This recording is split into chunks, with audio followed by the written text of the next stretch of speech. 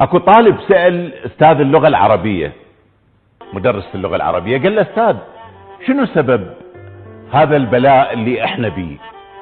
جاوب الاستاذ وقال له ابني، لما تكون الاخلاق فعل ماضي، والوحشية والقتل فعل امر، والسياسيين فاعل والشعب مفعول به، والمال مفعول لاجله، والفساد صفة والرواتب ممنوعة من الصرف، والضمير غايب والمصلحة مبتدأ، والوطنية خبر كان، والصدق منفي والكذب توكيد، والانتهازية مفعول مطلق، والوظيفة أداة نصب، والموظف حرف جر، والخزينة اسم مجرور، والفقر حال الناس، والأوجاع ظرف، والحياة جامدة والسرور مستثنى.